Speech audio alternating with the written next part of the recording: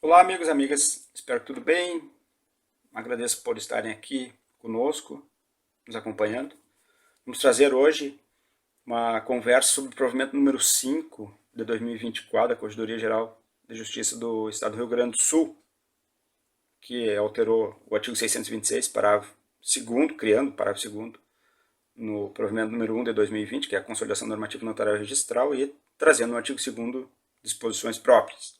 Vamos lá, primeiro ao artigo 1º, que é esse que altera o 626, que trata da parte de imposto de transmissão. Muito bem. Qual é a lógica que está estabelecida no Estado do Rio Grande do Sul, com base no que prevê a Lei 6.015? Registro de cessão de direito hereditário ou de cessão de meação não existe. Não existe. Tu registra o quê? A partilha. Pagamento em face de uma partilha que pode ter relação com uma cessão. Mas a cessão em si não se registra. Se a cessão em si não se registra, a base de cálculo de um emolumento de registro de uma partilha qual que é?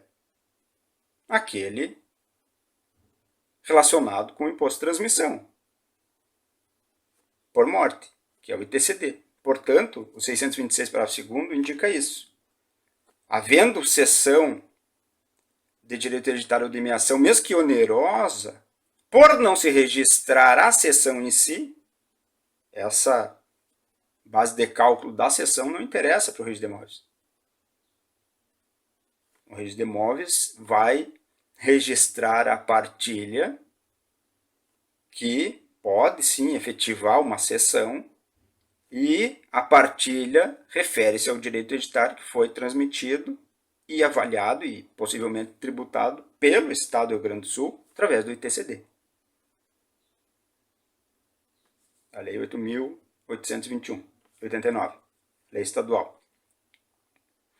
Então, fique bem claro, em que pese alguns estados, inclusive para fins de emolumentos, tem previsto o acesso dessa cessão ao registro de imóveis, ou como notícia, ou como alguma outra forma, aqui no Estado do Rio Grande do Sul, seguindo o que decorre do Código Civil e da 6.015, a cessão de direito hereditário ou a cessão de meação não tem acesso ao registro de imóveis. Diretamente, ela não se registra. Não tem como fazer um registro na matrícula referentemente à cessão. Vai fazer, sim, um registro de uma partilha que efetivou uma cessão. Isso pode acontecer, mas não da cessão em si. Tá? Então, esse é o ponto fundamental aqui para deixar bem claro. E daí a base de cálculo do registro leva em consideração a avaliação fiscal feita pelo Estado, mesmo uma cessão onerosa. Mas que avaliação feita pelo Estado? Do direito hereditário que foi transmitido. O cessionário vai comparecer lá na DIT, né, naquela declaração de informações tributárias lá para o Estado, para fins do Estado poder avaliar. Então, o Estado até vai verificar, quando faz a análise, se houve ou não pagamento de imposto nessa cessão, imposto específico sobre a cessão por ser ou onerosa, um ITBI, ou gratuita, gerando TCD. Mas, e essa fiscalização também cabe aos notários e aos registros de imóveis. Aqui é um ponto bem interessante. Se o registro de imóveis não está registrando a cessão, ele tem que fiscalizar o imposto sobre essa cessão? Alguns entendem que sim, outros entendem que não. Mas a maioria acaba fiscalizando.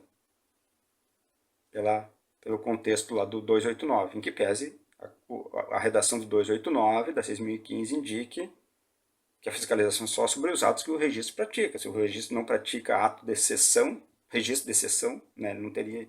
Essa é outra consideração de quem entende que não deve fiscalizar. Mas tudo bem.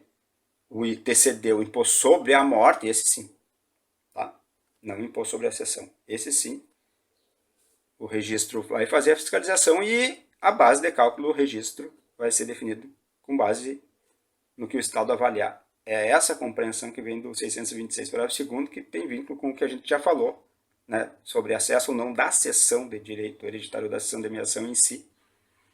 Passando, portanto, então, ao caso do artigo 2º desse provimento 5 de 2024. O artigo 2º, inciso 1º, que aqui é o que tem dado muito o que falar, os registros de imóveis aqui no Estado, no início desse ano, ele, em síntese, diz o seguinte para os registros de imóveis: ó, não mudou nada. Não mudou nada na forma de proceder. Continuem registrando como vocês sempre registraram. Por quê? Mesmo havendo cessão de direito hereditário de meação, antes ou concomitantemente com o título ali da partilha, o inventário e partilha,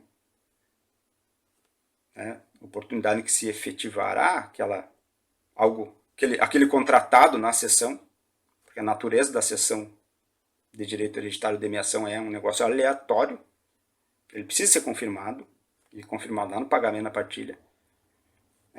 Via de regra é confirmado, e uma vez confirmado, vai registrar essa partilha. Não vai registrar a cessão. Tudo bem. No registrar a partilha, tem que aplicar tudo que decorre do Código Civil, Código de Processo Civil, 6.015, Consolidação Normativa, mas também uma norma específica que a Corregedoria publicou aqui no Estado do Rio Grande do Sul em 2016, que é a portaria número 22, para tentar organizar a forma dos registros de imóveis agirem, uniformizar. Porque na ausência de uma uniformização, cada um estava registrando partilhas como bem entendia. E daí estava gerando muita dissonância de informação, né, de um registro para o outro, uns fazendo de um modo, outros fazendo do outro, e a Corregedoria organizou, dizendo o seguinte: quando tiver direito hereditário, quando tiver o falecimento de alguém, a partilha para ser registrada permite no máximo 4 registros, sendo um deles a título de meação, outro legítima, outro legado, outro cessão. Então, do falecimento de alguém, no máximo, serão gerados 4 registros. Repito, um a título de meação, ou legítimo, ou legado, ou cessão. Então, vamos pegar um caso concreto. Morreu o seu João, casado com a Dona Maria, e deixou 2 filhos. Se essa partilha entregou meação para a Dona Maria, ela vai gerar um registro para ela, e um registro apenas, aí veio essa portaria 22 de 2016 para orientar isso, um registro apenas para a parte correspondente à legítima. Ou seja, os 2 filhos constarão como adquirentes num único registro. Nessa hipótese apresentada, seu João faleceu, deixou a Dona Maria meação e 2 filhos, um registro para meação e um registro para legítimo. Se eventualmente seu João tivesse deixado um testamento, seria um registro para meação, um registro para legítima e um registro legado. Se eventualmente os filhos tivessem cedido parte do acervo, ou a Dona Maria tivesse cedido a sua meação, daí entraria a possibilidade de fazer o registro da partilha, não da exceção de direito hereditário, com base, com fundamento numa cessão. Todos esses registros eu sugiro que sejam feitos constar, quando do título, né, inventário partilha, entre parênteses, daí tu explica, ou meação, ou legítimo, legado, ou cessão de direito hereditário ou de meação. Tá? Então, o inciso 1º do artigo 2º do provimento 5 de 2024 vem para dizer isso, repetir isso, que ocorre em 99,9999% dos casos, quando tem cessão, que são, conforme o Código Civil e todas as regras, feitas as cessões antes ou concomitantemente com o inventário partilha. Tá? Para isso que veio o inciso 2, o inciso 1º do artigo 2º, provimento 5 de 2024. Para dizer, para continuarem fazendo do mesmo modo como sempre foi feito. E vem o inciso 2º do artigo 2º, aqui é um ponto para ser destacado, presta atenção, e está correta a posição da Corregedoria, indicando a realização de um registro de cessão quando o tabelião faz uma cessão de direito hereditário, entre aspas, né, porque na verdade não é mais cessão de direito hereditário, ou cessão de meação após o pagamento da partilha. Não existe isso, para começar, tecnicamente. Não está correto. Por quê? Com a partilha, tu resolve o que era direito hereditário, depois disso é direito próprio. Depois disso é direito próprio, e daí não seria mais situação de aplicar cessão, mas sim, ou doação, ou compra e venda, ou seja, o negócio que for. Mas não mais cessão de direito hereditário ou demeiação. Por quê? Já houve a definição com a partilha. Não se faz cessão de direito hereditário ou cessão de demeiação após a partilha, após o pagamento da partilha.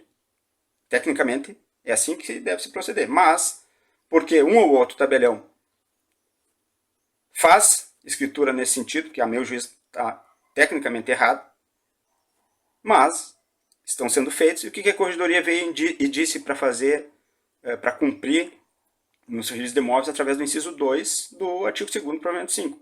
Quando acontecer isso, quando tiver uma cessão, entre aspas, de direito hereditário ou demeiação após a partilha, isso é direito próprio, isso não é mais cessão. Registra um registro específico. Entendo eu que deveria ser até tratado, ou melhor, normatizado e orientado como doação ou compra e venda, mas não como cessão. Mas seja como for, a corregedoria entendeu como possível recepcionar esse tipo de situação, que é uma situação anômala, realizar cessão de direito hereditário ou de demeiação após a partilha é uma situação anômala, mas mesmo quando feita, vai gerar uma compreensão de aplicação do direito registral de modo normal, ou seja, gerando um registro próprio. Então, o inciso 2º do artigo 2º desse provimento 5 de 2024 vem para orientar nesse sentido. Para situações estranhas que um ou outro tabelião faz, né, fazendo cessão de direito hereditário ou demeiação após a partilha, nessa hipótese, para não dizer que o título está errado, recepcionar como veio, mas gerando um registro específico. É nesse sentido que veio o provimento. Tá? Então, fica a recomendação. Não façam cessão de direito hereditário ou cessão de demeiação após o pagamento efetivo de uma partilha. Após o pagamento efetivo de uma partilha é direito próprio daquele que foi contemplado na partilha e ele, a partir daí, faz doação, faz compra e venda ou o negócio que ele quiser fazer. Mas se fizerem, bom, isso vai ser tratado desse modo no registro de imóveis, gerando um registro próprio. E, nesse sentido, veio bem a corregedoria ao orientar, indicando como que o registro de imóveis deve cumprir. Tá? Então, trouxemos aqui algumas considerações sobre esse provimento 5, que está sendo debatido no ambiente notarial registral no Rio Grande do Sul, nesse início de 2024, esperando ter contribuído de algum modo. Tá? Lembrando, não confundam as coisas, né? Cada situação no seu tempo. Vamos ver o que tem e o que não tem acesso ao registro de imóveis, né? E quando tem acesso, de que forma que vai ser cumprido, analisar a questão tributária, a questão formal, especificamente algumas normas bem detalhadas que temos aqui no Estado. Inclusive essa portaria 22 de 2016 e agora também provimento 5 de 2024. Bom trabalho a todos. Espero ter contribuído de algum modo.